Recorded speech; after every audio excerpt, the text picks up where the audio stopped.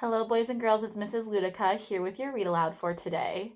The read aloud we are going to read today is about words, and we're going to be practicing something called syllables as we read the story today. So, for those of you who don't remember what a syllable is a part of a word, and each word is made up of different parts. So, we're going to be practicing counting syllables today when we read.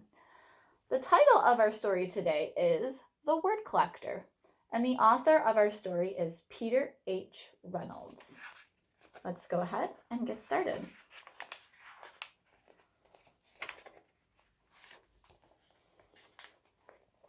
Collectors collect things. Some people collect stamps.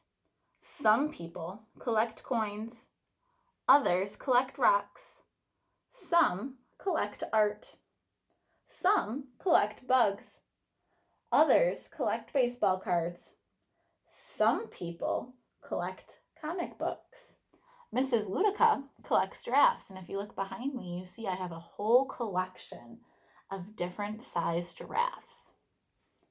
And Jerome, what did he collect?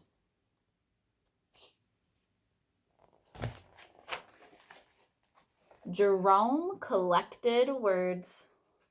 He collected words he heard. She's saying, my trip to Peru was perfectly pleasant, and he's writing down the word Peru. Certain words caught his attention.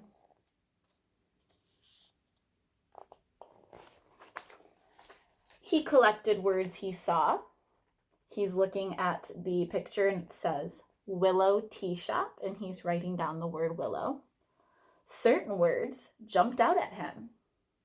He collected words he read. He's reading The Wizard of Oz, and he's writing down the word emerald. Certain words popped off the page.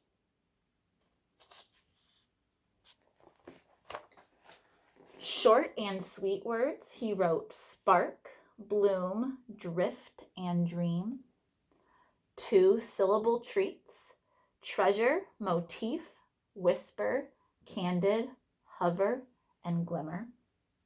And multi-syllable words that sounded like little songs: geometry, guacamole, kaleidoscope, wonderful, and symphony.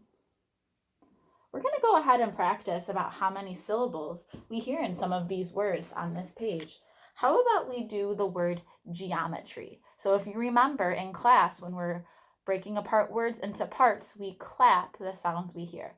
So let's go ahead and do geometry. Geometry. Did you count? Let's say it again. Geometry. How many syllables did you get? Geometry. 4 syllables. Did you get 4 syllables? Good. What about the word wonderful? Let's go ahead and clap out the word wonderful.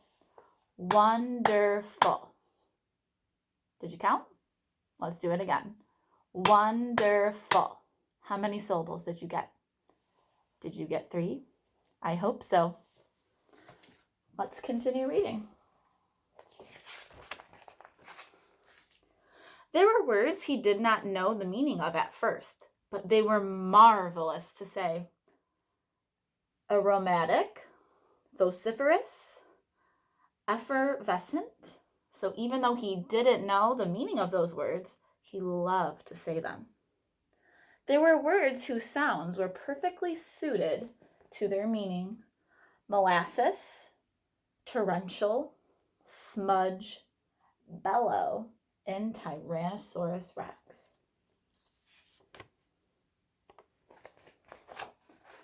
Jerome filled his scrapbooks with more and more of his favorite words.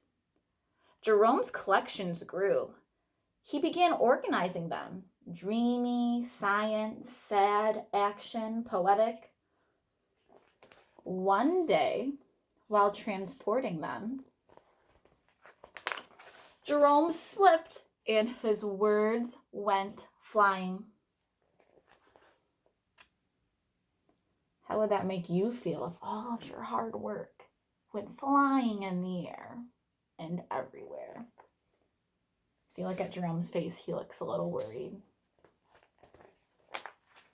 As he began to pick them up, he noticed his collections had become jumbled. Big words next to little words, sad words next to dreamy words.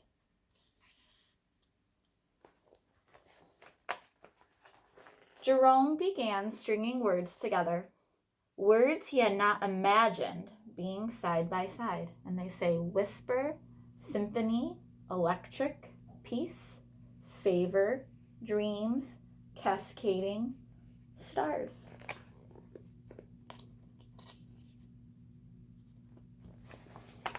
He used his words to write poems.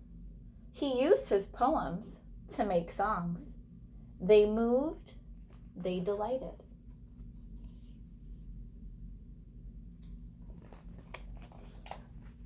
Some of his simplest words were his most powerful. I understand. I'm sorry. Thank you. You matter.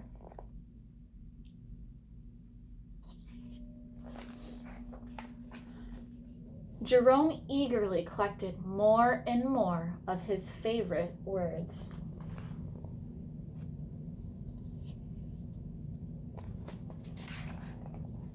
The more words he knew, the more clearly he could share with the world what he was thinking, feeling, and dreaming.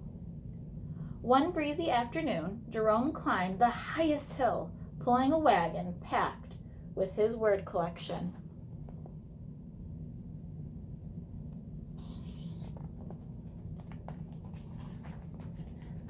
He smiled as he emptied his collection of words into the wind.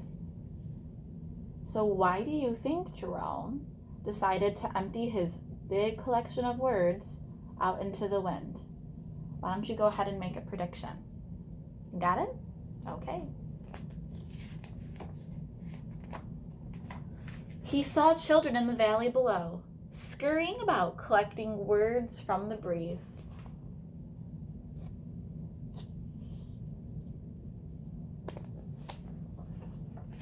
Jerome had no words to describe how happy that made him.